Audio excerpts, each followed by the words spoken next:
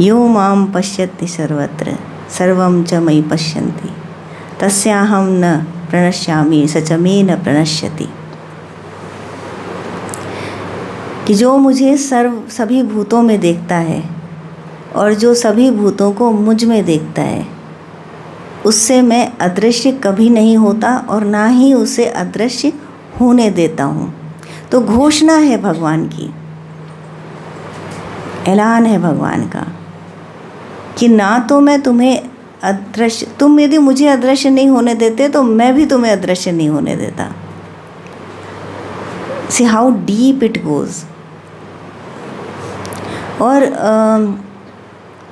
आपको मालूम है कि पिछले संडे से 14 तारीख से हमने, उसके पहले 7 तारीख को भगवद गीता की थी लेक्चर, 14 तारीख को हमारा प्रोग्राम था तो लेक्चर नहीं हुआ था, पर लेकिन तब से लेकर आज तक हम इसी श्लोक की विवेचना कर रहे हैं। जो ईश्वर है, हमारे सनातन धर्म के अनुसार उसने जग को बनाया है, वही पालन करता है और वही उसका संहारक भी है। तो ऐसे लगता है कि जैसे कोई थर्ड पर्सन है, एक ये पूरा ब्रह्मांड है और एक हम हैं और एक ईश्वर है जिसने इसको बनाया है। तो जब हम भजन गाते हैं तो ऐसे लगता है कि हम किसी थर्ड पर्सन के लिए प्रार्थना कर रहे हैं, isn't it? है ना, यही भाव आता है। पर इस तरह नहीं बनाया, भगवान ने बनाया, नो डाउट अबाउट इट, पर कैसे बनाया? जब हम, और मत भूलिए कि हम बात किसकी कर रहे हैं, हम बात उसी की कर रहे हैं, मया तत्विदं सर्वम जगत अव्यक्तमूर्तिना, या फिर यो मां पश्यति सर्वत्र सर्व च मयि पश्यति। कि कैसे आप भगवान को सर्वदा देख सकते हैं, उसको अनुभव कैसे कर सकते हैं, हमेशा कैसे करेंगे? ये क्या है? टेबल है, क्या इसमें भगवान दिख रहा है? द फैक्ट इज़ कि हम वेदांत पढ़ते हैं, अब जो भगवद गीता पढ़ रहे हैं क्या है? उपनिषद ही है। तो हम उपनिषद पढ़ रहे हैं, लेकिन उसमें जो लिखा है हम उसको मानते नहीं हैं।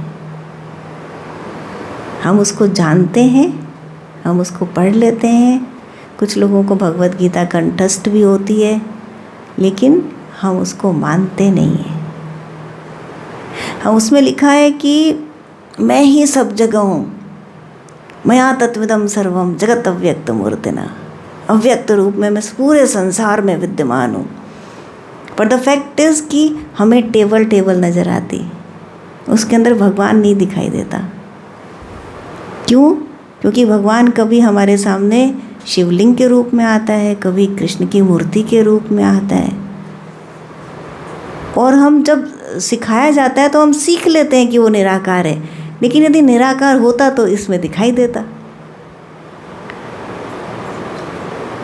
तो इसमें दिखता नहीं है भगवान। अब जब तक हमको हर चीज़ में भगवान ना दिखे, तब तक हम 24 घंटे कैसे भगवान को याद करेंगे? उसकी अनुभूति कैसे होगी 24 घंटे? जैसे एक न्यूली मदर बनती है एक लेडी,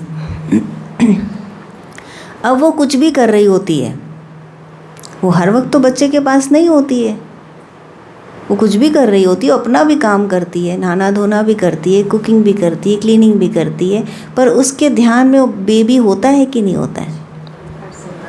हर समय होता है उसके ध्यान में बेबी।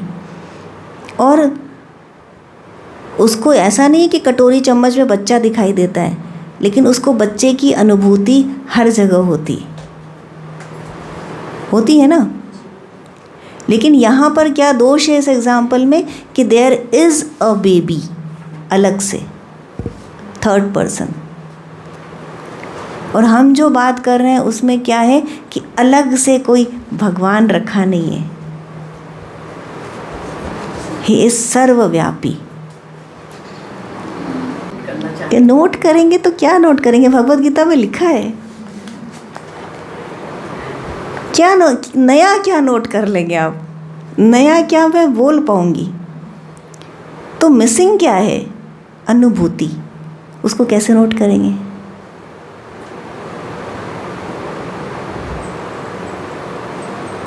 क्या भावों को नोट किया जा सकता है? और वही तो मिसिंग है। तो निराकार को हम कैसे देख सकते हैं? निराकार वर्ड छोड़ दीजिए, वो तो वर्ड्स, जब शब्द आते हैं तो कन्फ्यूज़न पैदा करते हैं। हम भगवान को निराकार कह के, अवर्णनीय कह के वर्णन कर देते हैं। हम उसे शब्दों से परे कह के शब्दों में बांध देते हैं।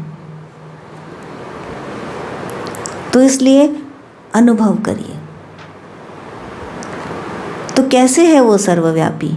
जैसे मदर और बेबी की बात कर रही थी मैं कि बेबी एक सेपरेट एंटिटी है और यहाँ पर भगवान एक सेपरेट एंटिटी नहीं है, लेकिन वो है, उसकी अनुभूति कैसे हो? अब इस एग्जाम्पल से एक और डिफरेंस है कि एक्चुअली बेबी कटोरी, चम्मच, ग्लास में या पानी में या क्लीनिंग में है नहीं, लेकिन जो भगवान है वो उसमें एक्चुअली है।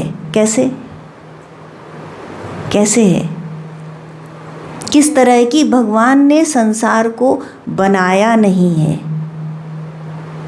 जैसे बनाने का क्या मतलब होता है कि जैसे एक स्वर्णकार है, वो स्वर्ण के आभूषण बनाता है, कि जैसे एक चित्रकार है, वो चित्र बनाता है, कि जैसे आप लोगों ने ये गुरु की वॉल, ये ग्रेटिट्यूड, वॉल ऑफ ग्रेटिट्यूड बनाई, यू पेंटेड इट। तो आप में और उसमें फ़र्क है ना। आप खुद तो नहीं बन गए, वो आपने बनाई तो वो आपकी कृति है। ठीक इसी तरह आप समझते हैं कि भगवान ने संसार को बनाया तो संसार भगवान की कृति है और बहुत सुंदर रचना है, बहुत चमत्कारी रचना है, कि अलग अलग चांद तारे हैं, किसने खूबी, बहुत खूबी से ये चल रहे हैं, कि कोई तो ऊर्जा है, कुछ तो है जो उसको चला रही है, जो उसको कर रही है, कोई तो है जो हमें चला रहा है। तो इस तरह कह के हम भगवान का वर्णन करते हैं, पर हमने तुरंत उसको अलग खड़ा कर दिया कि नहीं कर दिया? तो ये है फर्स्ट स्टेप जानने का कि हम अभी भी उसको अलग खड़ा करके देख रहे हैं। तो हमारे लिए वो साकार है, निराकार नहीं है।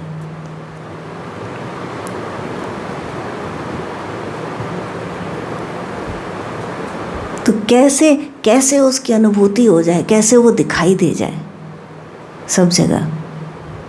तो दिखाई कैसे देगा? क्योंकि हम क्या खोज रहे हैं?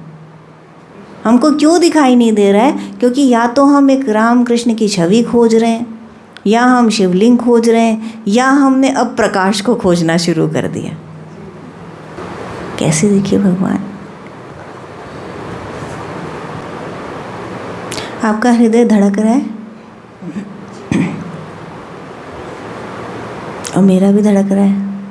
हार्ट बीट हो रही, श्वास चल रही और मेरी भी चल रही। आपका हृदय और मेरा हृदय और इन सब का हृदय कौन धड़का रहा है? कोई है जो हमारा हृदय की धड़कन बन करके उसको धड़का रहा है ना? अब क्या हुआ? एक चमत्कारिक रूप से आपके और मेरे बीच एक कंटिन्यूटी बन गई, बनी। आपके और आपके बीच एक कनेक्शन बन गया, एक लिंक बन गया कि देयर इज समवन जो सबके हृदय में धड़कन बन के धड़क रहा है, धड़का रहा है उसको। मया तत्मिदं सर्वम जगत अव्यक्तमूर्तिना। ऐसे ही मैं सबके अंदर पिरोया हुआ हूँ अव्यक्त भाव से।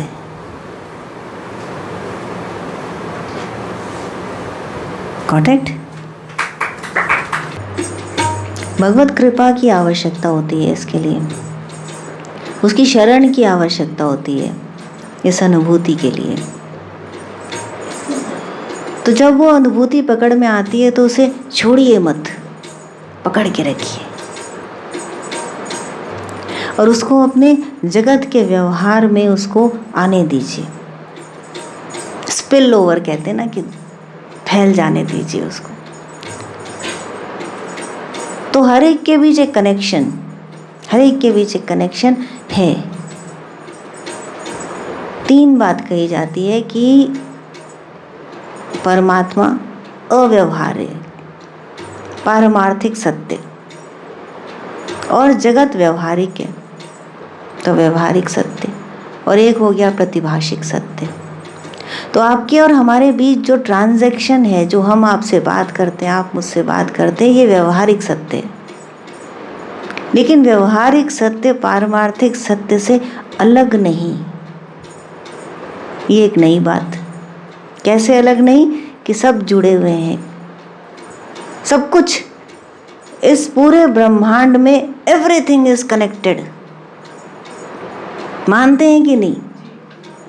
ये तो सब मानते हैं, लेकिन उसको अनुभव नहीं करते। क्यों नहीं करते? क्योंकि हमको सिखाया गया तुम अलग, तुम अलग, तुम अलग, तुम अलग। लेकिन कुछ नहीं अलग है। We are all connected with everything.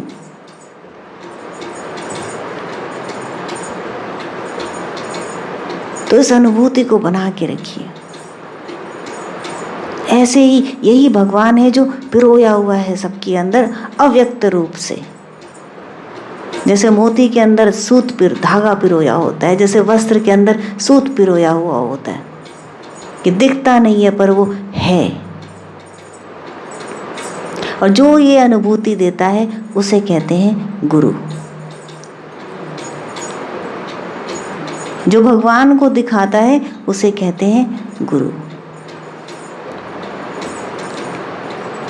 तो उसको जो दिखा दे उसमें और भगवान में फर्क नहीं होता। क्यों नहीं होता? क्योंकि आप में और भगवान में फर्क नहीं है। अब अलग से उसकी कोई एंटिटी नहीं है। जैसे भगवान की अलग से एंटिटी नहीं है, वैसे ही गुरु की भी अलग से कोई एंटिटी नहीं है, क्योंकि तुम्हारी भी नहीं है।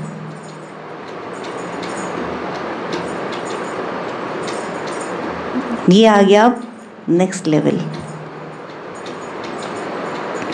कि सब कुछ उसी ने बनाया है, उसी से बना है, और वो उसके अंदर विद्यमान भी है। तो उसके अतिरिक्त और कुछ हो ही नहीं सकता है।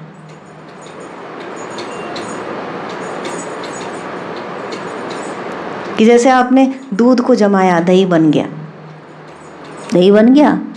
अब दूध कहाँ है? वो तो दही बन गया। तो आप कहते हैं ये दही है, दही है, दही है। आपको दूध नहीं दिखाई देता। आपको पता है कि दूध से दही बना है, फिर भी आपको दही में दूध नहीं दिखाई देता। क्यों? क्योंकि आपको बताया गया कि ये दही है। यदि आपको नहीं बताया गया होता कि ये दही है, तो आप क्या कहते कि दूध का रूप परिवर्तन हो गया। बस ये याद रखिए।